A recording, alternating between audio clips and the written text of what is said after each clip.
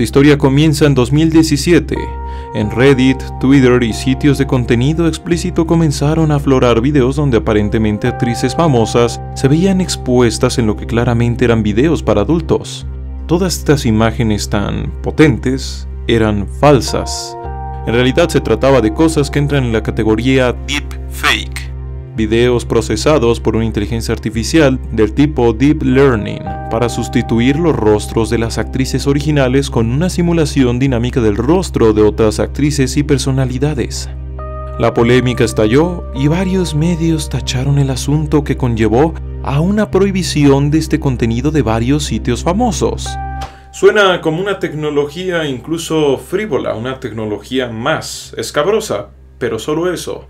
Sin embargo, una cosa que veremos con las tecnologías de la información y prácticamente con la gran mayoría de las tecnologías que hoy día están en todos lados, es que todo tiene una faceta más profunda. La tecnología detrás del deepfake ya ha sido señalada por legisladores y periodistas como algo que va a llevar a las fake news y al sentido mismo de la realidad a otro nivel. Con los avances que se están dando en esta tecnología, incluso algunos financiados por gobiernos, en poco tiempo se ha logrado crear deepfakes tan increíbles que no requieren nada real para hacer que la voz y rostro de un personaje digan algo que jamás diría. Esta tecnología ya está disponible para que, al igual que miles de noticias falsas y propaganda, puedan alterar gravemente el panorama político o hasta fungir para chantajes a internautas desprevenidos. No se sabe, pero puede llevar la situación de la realidad a otro nivel. Solo imagina que empieza a circular un video de esos que parecen filtrados, donde el presidente de una nación declara haber robado quién sabe cuántos millones o haber terminado con la vida de un montón de personas. ¿Qué tanto se podría convencer a la población en general de que el video es falso solo porque es un deepfake? Y bueno, esta es solo una tecnología más de muchas que llegan y otras que ya están. Esta es una de muchas convulsiones o shocks profundos, o ya siendo ad hoc al tema, deep shock, que la sociedad y hasta la humanidad tendrá que afrontar. Diría que esto es solo la punta del iceberg, pero no es así. La alegoría del iceberg es incapaz de expresar la conmovedora inmensidad de una batalla global, donde la gran mayoría son menos que carne de cañón. Empecemos por lo sencillo.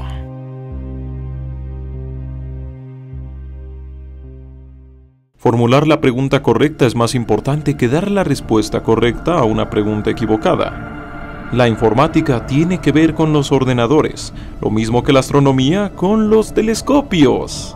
La era de la información no es más una teoría de literatos, sociólogos y economistas. Varias de las empresas más poderosas de la era se han posicionado en prácticamente un destello. No poseen flotas enormes ni menos millones de empleados. A lo sumo, su infraestructura principal son nidos enormes de servidores donde miles y millones de datos se mueven sin cesar. Planos secretos, listas de directorios de gente clave en todas las industrias de las que dependen las ciudades del mundo. Tarjetas de crédito, qué enfermedad sufre cada quien, árboles familiares y hasta fotografías subidas de tono que se envían las parejas entre sí. En este panorama la pregunta no es cómo podemos vivir seguros en una era donde hasta tu rostro puede ser robado, sino quién está seguro. La respuesta rápida es nadie. Desde tus cuentas en redes sociales hasta el tendido eléctrico y de suministros de agua de las megalópolis del mundo. Pero ¿quién? ¿Quién puede hacer este tipo de cosas? Prácticamente hasta tu vecino. Polonia, un chico de 14 años saboteó el sistema de tranvías de su ciudad por diversión. En otro lugar, en 2017, como ya se dijo, el deepfake comenzó como el gusto explícito de alguien en internet. En Massachusetts, un adolescente interrumpió la comunicación de una torre de control con un avión y provocó un siniestro. En 2011, hackers extranjeros estropearon una bomba de agua del sistema de Texas, pudiendo haber hecho cosas varias veces más destructivas, pero se cree que solo sondeaban la debilidad del sistema. Otro episodio similar se dio en 2001 en Australia, cuando un atacante liberó aguas negras en fuentes de agua pública y aspersores. Y así se podría seguir con innumerables ejemplos. donde adolescentes aburridos, adolescentes resentidos, mafias, naciones fantasmas, botnets y hasta grupos terroristas han demostrado que las infraestructuras del mundo, de esas de las que dependen tantas vidas, son plenamente vulnerables. Para dar ejemplo, en 2014 se informaba que en Estados Unidos 70% de las infraestructuras básicas habían sido ya vulneradas. En América Latina, las cosas por lógica de su atraso técnico y económico es altamente probable que la situación no sea mejor. Aquí cabe aclarar que no porque un sistema no esté conectado a Internet deje de ser hackeable. Por el contrario, al ser un sistema incapaz de actualizarse rutinariamente, es más fácil de atacar, pues debe de eliminarse la idea errónea de que un cracker siempre es un joven detrás de una computadora. Todo esto para poder comprender la magnitud del asunto. El hackeo de un sistema puede ocurrir de muchas y diferentes formas, incluso sin el más mínimo conocimiento de sistemas de cómputo. Yo en algún momento, digámoslo así, en un intento de calmar una ansia adolescente, o solo eso, decidí hacerme presente en las instalaciones de donde se presentaba una persona a la cual yo había seguido por internet desde hace mucho tiempo. Creo que algo que la mayoría de la gente no se da cuenta y algo que todo el mundo, al menos los conocidos cercanos que conocían la historia y que me preguntaron acerca de lo que había vivido con esta persona, lo que mucha gente no entendía es de dónde sacaste dicha información. ¿Cómo fue posible que tú, viniendo de otro lugar, más de 200 kilómetros de distancia, fueras capaz de encontrar todas estas cosas acerca de dicha persona? Tal como dejó de facto Kevin Mitnick, quien quebró la seguridad de grandes empresas tan solo llamando por teléfono y manipulando a los encargados de las líneas haciéndose pasar por empleados de tales lugares. Un proceso que a día de hoy cuesta creer que siga siendo efectivo. El proceso es básicamente el siguiente. El cracker llama al teléfono de la compañía y, como es costumbre, le va a responder personal de recepción. El primero trata al segundo como si le conociera de siempre, como si fuese un empleado de alto rango. Oye, se me olvidó mi contraseña y usuario, ¿podrías recordármela? Y la otra persona del otro lado pues es incapaz de pensar que alguien estaría mintiéndole. Y listo, así es como Kevin Mitnick vulneró y entró a un montón de empresas. ¿Y saben qué? Hoy día sigue ocurriendo. Podría parecer también la idea falaz de que es mejor pues utilizar sistemas más viejos, sistemas casi manuales. Bueno, un cracker no es alguien que solo piratee código. En sí, el primer caso mencionado, el del adolescente polaco, se dio más físicamente de lo que se pensaría al oír la palabra hackeo, pues el joven estudió, saboteó y luego secuestró varios sensores del tendido del sistema de manera física. El shock no viene, el shock ya está aquí. ¿Cómo es que se logran estas amenazas? Nada extraordinario. Todo es posible por medio de Internet, donde existen gigantescas bases de datos sobre las estructuras y los diseños de los dispositivos, con detallados análisis de cómo quebrarles e inutilizarles. La verdad es que nunca en la vida he tocado un manual de informática. Más allá de algunas cosas de programación, nosotros no tenemos idea de la cantidad de información que se encuentra en nuestras redes sociales. Muchas veces las personas pueden decir que uno puede llegar a ser paranoico en el momento en el que decides cerrar el acceso a ciertas cosas de tu vida. Muchas veces incluso veo que el hecho de cerrar una cuenta de Twitter, de ponerla en privado, está mal visto por la gente. En todo caso, ¿qué pasa con los antivirus? ¿Pueden proteger a alguien? La respuesta es sí que pueden defender a alguien de muchas formas de ataque externo, pero no de los ataques internos, no de las propias vulnerabilidades. Si el usuario no sabe qué está cliqueando o qué información está revelando a quién, no hay un solo antivirus que pueda protegerle. Ya en 2012, researchers at Impera infectaron varias computadoras con malware de primera, software mal llamado virus, en equipos protegidos por varios antivirus. Estos programas apenas pudieron con el 5% de las amenazas. Puede parecer un dato dramático, pero se matiza al saber que el malware aparece exponencialmente. Kaspersky reportaba en los inicios de la segunda década del 2000 la aparición de 200.000 nuevos software maliciosos cada día. De hecho, hasta la afamada empresa Symantec, programadora del antivirus Norton, sufrió el robo del código fuente de su antivirus. Todo se resolvió con un ciberrescate a un cibersecuestro. Si el atacante hubiera liberado esa información, cada sistema con tal software de protección habría quedado expuesto casi completamente. Asimismo, otras empresas como Adobe han sufrido de forma similar robos de su código. Si es que el espectador posee una versión pirateada de Photoshop o After Effects, bien podría ser la versión que los piratas llenaron de debilidades para acceder prácticamente a todo tu computador. De hecho, fue justamente de este modo que varios dispositivos Mac cayeron presas de malware. Parece una batalla en exceso desigual y de hecho lo es, sobre todo por la vastedad de la ignorancia de la gran mayoría de los usuarios de Internet y de los no usuarios de Internet que tampoco saben qué tanto peso tiene esto en sus vidas. En muchos sentidos, la persona de a pie es menos que carne de cañón. ¿Cómo puedes tener una cuenta de Twitter en privado? ¿Con qué propósito? ¿Para qué te sirve? ¿De verdad es tan importante tenerla en privado? Sí, personalmente creo que sí. De otra forma, personas, ya sea con un afán solamente de perder el tiempo, como podríamos decir que empezó esta historia, o en un afán ya bastante malicioso, pueden localizarte. Un feed de Facebook es una línea temporal que me puede indicar más o menos datos personales tuyos de mínimo, de máximo. Me puede dar un récord que incluye a tu familia, que incluye tus horarios, que incluye tu trabajo, que incluye tus instituciones educativas, que incluye tu historial académico y profesional, que incluye tus conocidos, las personas cercanas, y no pareciera que a la gente no le importa.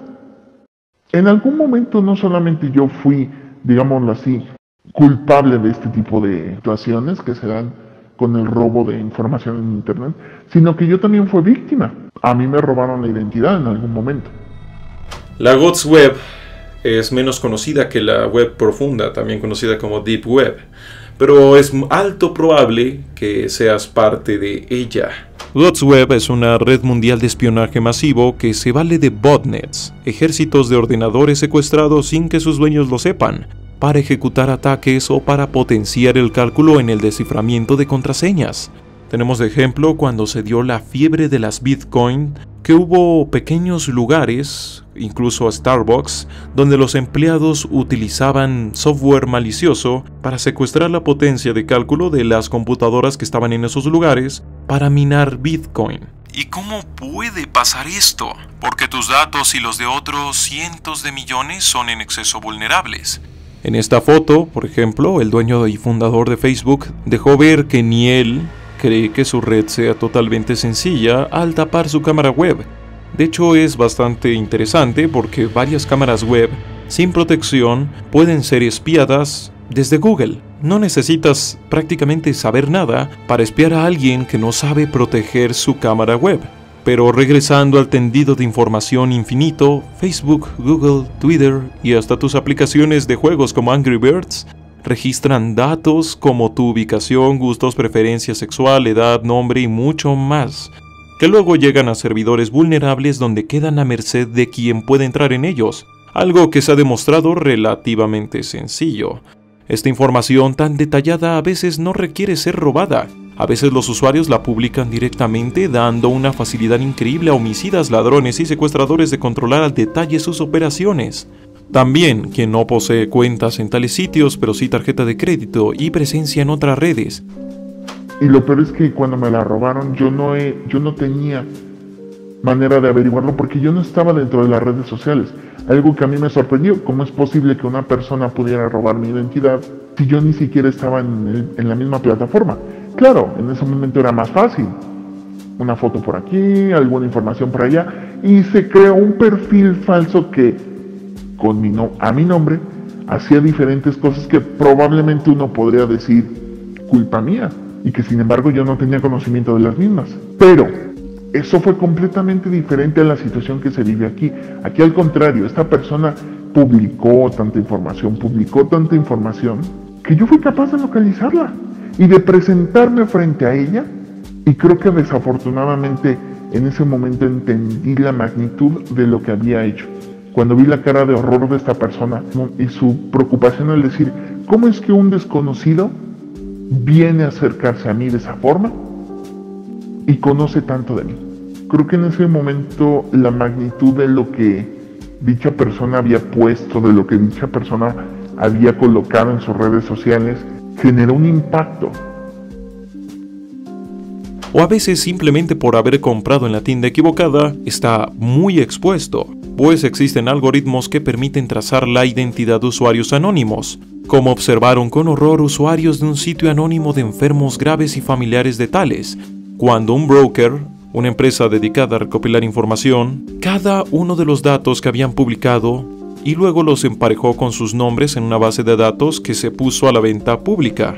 En las últimas 2 décadas, los números de tarjetas de crédito y de seguridad social han sido robados de todo este tipo de servidores. Uno podría aquí decir, bueno, le han robado dinero a alguien, qué mal. Pero no solo es eso. Todo ese dinero robado de todas esas cuentas y luego de otras cuentas creadas con los números de seguridad social se han usado con finalidades aún más terribles, como el terrorismo o las mafias, siendo así que este tipo de robo y este tipo de fraude por internet es solo el primer paso de otras operaciones a gran escala. Y uno puede creer que puede seguir escapando de todo esto, pero las tendencias económicas muestran que el comercio en línea es algo que no va a parar de crecer. Y sin embargo, lo mencionado es meramente la introducción de todo esto. Si una tecnología para producir material para adultos puede ser usada para generar fake news, para ser prácticamente un arma política como el mundo nunca ha visto, todo lo dicho puede dar verdaderos nuevos órdenes y conquistas mundiales, pues a menudo al investigar qué pasa cuando la tecnología cae en manos equivocadas, se verá que los gobiernos no frenan sus esfuerzos en fines económicos y pueden superar con creces lo hecho por los criminales, dando inicio así a una guerra silenciosa entre naciones, grupos e individuos. Operaciones Stuxnet. En lo que se ha calificado como uno de los trabajos más sofisticados, Estados Unidos se infiltró en el programa nuclear iraní e implantó una infección que lenta pero silenciosamente retrasó varios años a su esfuerzo nuclear. Agentes encubiertos entraron en lo profundo de sus instalaciones e insertaron una USB infectada con un malware sumamente sofisticado que requería de conocimientos de punta. Un programa no solo diseñado para jugar con la tecnología, sino también con la mente de los ingenieros. En otro incidente, Estonia fue completamente saboteada y dejada sin internet, por lo que se cree fue un ataque masivo venido desde Rusia. Se sabe que 22 gobiernos poseen sus propios ejércitos cibernéticos, entre los que destacan China, Estados Unidos y Rusia, quienes constantemente dirigen operaciones clasificadas de todo tipo. En este punto varias veces se ha denunciado cómo incluso en videojuegos masivos hay agentes de diferentes países y diferentes gobiernos haciendo propaganda. Pero la meca de toda esta lista es el megaprograma de vigilancia masiva PRINCE, con el que la Agencia Nacional de Seguridad de Estados Unidos espió y coartó empresas, usuarios y hasta mandatarios del mundo. Todo fue observado, cada dato fue captado y bien registrado, incluso las charlas íntimas, cada celular, cada servidor, e incluso hasta las charlas que tenían videojugadores, incluso hasta los chats subidos de tono que suelen tener las parejas. Y solo sabemos de esto gracias al sacrificio de Edward Snowden.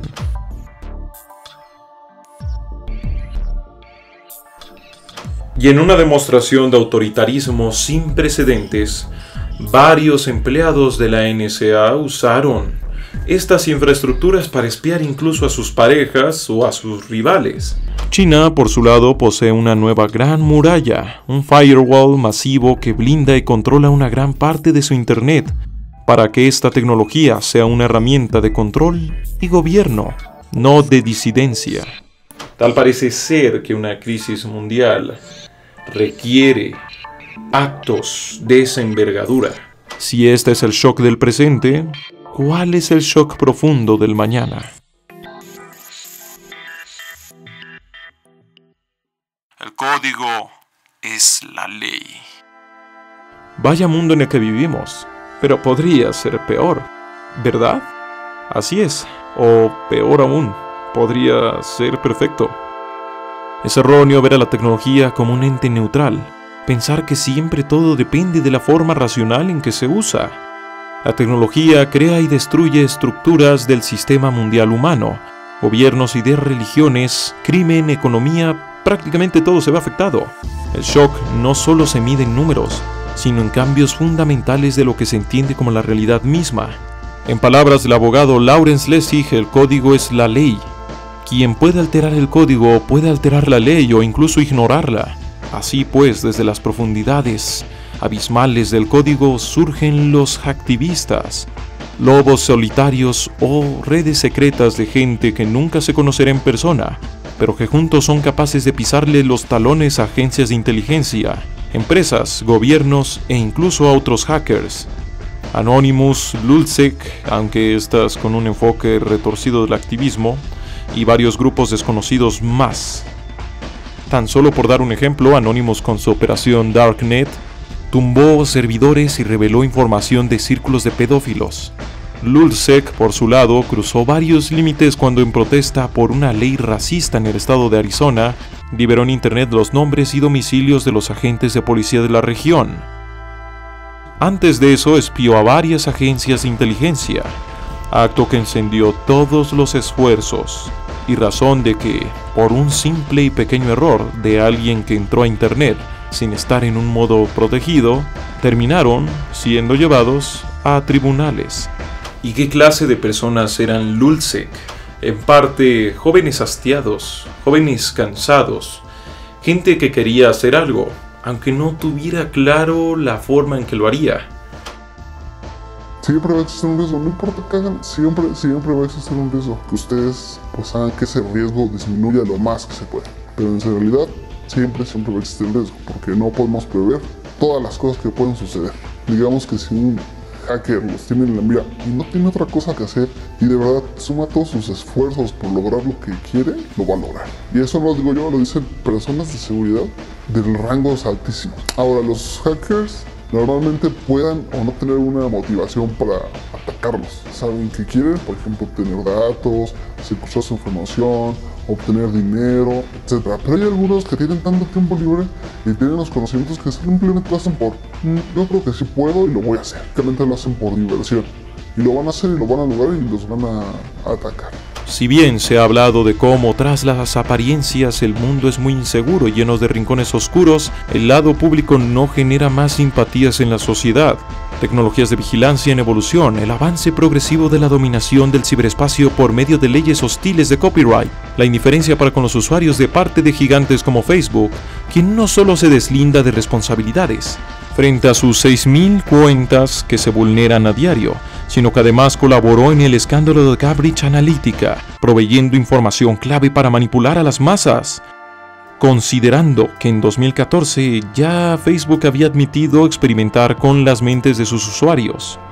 Tecnologías como el Gorgon Star, que son capaces de llevar la vigilancia masiva a otro nivel, sistemas IA de vigilancia social, proyectos de ingeniería social masiva, vigilancia estadística y un largo flujo de noticias más que motivan a literatos, críticos e intelectuales a considerar que la obra 1984 está ampliamente superada por la realidad. Para el contemporáneo, una realidad así llega a ser sumamente aterradora o subversiva, lo que ha motivado toda una ola de ideas depresivas y o nihilistas, pero principalmente críticas con respecto a un futuro de orden, control y oscuridad a la vez.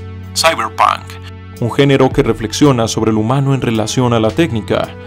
Si con la tecnología presente y pasada ya se llega a este escenario de intrigas, redes fantasma, criminales, idealistas y peligros gigantescos que a veces vienen meramente de errores de programación, que se aproximan el horizonte, cuando viene el día cero, o mejor dicho, el próximo día cero.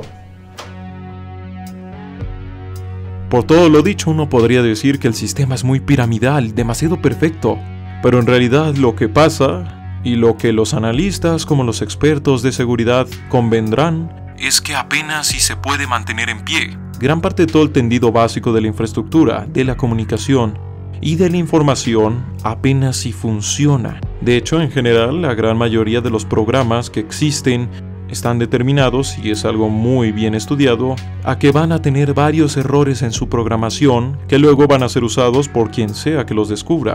En todo esto ya hubo un sistema que sufrió daños catastróficos debido a sus errores de diseño y de uso. Si bien no es un sistema puramente computacional, sí lo es uno de información e intereses, un sistema realmente importante en el mundo. Tal como lo tilda en su amplio estudio Max Otte, la crisis del 2008 nacida del sistema financiero estaba prácticamente escrita en su estructura, antilegible y manipulable. Tras la caída de Goldman Sachs y otros entes financieros de Europa, los equipos destinados a estudiarles a fondo se toparon con que la información de tales estaba diseñada para ser confusa, incluso para expertos internacionales del tema, de forma que un ataque externo en materia legal, e incluso llevado por un experto, sería increíblemente inefectivo. Y esta es una de las razones por las que a día de hoy pocos fueron los que pagaron por una crisis que asoló vidas, pueblos y naciones enteras. Y ese es el asunto, se sabe que hay una amenaza solo hasta que llega al día cero, o sea, hasta que se perpetra un ataque o hasta que un grupo de expertos encuentra el error. Según Max Otte y Mark Goodman, el mundo cuenta con todas las condiciones para que se dispare otro día cero. No es si se puede evitar, sino cuándo va a ocurrir. No se necesitan conspiraciones para que estos graves fallos existan. Eso es algo que los consultores de seguridad saben y es a lo que se enfrentan en su día a día. Y sin embargo, la marcha sigue como siempre. No hay, parece ser, espacio temporal para detenerse. No solo a reflexionar, sino a examinar lo que harán un sinfín de tecnologías en pleno desarrollo y un sinfín de tecnologías que se volverán medios o campo del crimen, el activismo o el totalitarismo. Aunque muchas de estas tecnologías aún requieren madurar, nada indica que no lo harán. Por el contrario, todo indica que solo lo seguirán haciendo. La edición genética por medio de técnicas de vanguardia se ha vuelto accesible como jamás se pensó en el pasado. No es que cualquiera pueda alterar patógenos con maestría, pero será ya una oportunidad mucho mayor que antes. Ya hace años un equipo demostró que se podía reprogramar la gripe aviar para poder transmitirla por el aire. Algo que sin problemas pudo haber puesto de rodillas a la humanidad. Los ataques al metro de Tokio dejan de facto que hay varios organismos delictivos dispuestos a financiar investigación de punta en el campo. También ya están las botnets y los infiltrados que hoy día generan artificialmente debates políticos en cada red. Izquierda, derecha, España, México, Estados Unidos, da igual. Están por doquier. Y su poder para manipular escenarios políticos ya se ha probado de sobra. Esto en suma al deepfake y a otras formas de inteligencia artificial, potenciará la posibilidad de desestabilizar la legitimidad de gobiernos o líderes en todo el mundo. La vigilancia, por su lado, ha comenzado a miniaturizarse hasta el punto en que se prevé que para 2030 habrá polvo inteligente, cámaras indistinguibles para ejercer vigilancia indetectable. En esto ya se vio que prácticamente Estados Unidos, Europa, China, Rusia, todos apuestan por la vigilancia. Lo único en lo que difieren es en el cómo. También se abren más puertas como el transhumanismo, la modificación tecnológica del cuerpo humano, así como la creación de interfaces neurocomputacionales que elevan la pregunta: ¿podrá hackearse un día la mente humana? Aquí es necesario acotar los programas secretos, que ya se conducieron con este fin. Y la lista sigue y sigue y sigue y sigue. Pero aunada a esta lista hay una aún mayor, y es la de las consecuencias que esta tendrá en la forma en que la sociedad y las personas se conciben y se entienden a sí mismas. Por ejemplo, lo que se denomina el adiós al cuerpo, venido del transhumanismo, donde se teoriza que el cuerpo ya no se verá más como parte de la identidad primordial humana. Después de todo, al ser alterable y hasta reemplazable, su importancia se flexibilizará e incluso quizá podría desaparecer. Otros cambios más, como la economía de servicios y la automatización, comienzan a dar profundos dilemas sobre una desigualdad que no para de crecer y la forma en que el capitalismo puede llegar a una paradoja por medio de la automatización. Como es ya la costumbre de la excepción, La técnica impone nuevos significados y modos a las personas, dando posibilidades para caer en una falacia McNamara a gran escala.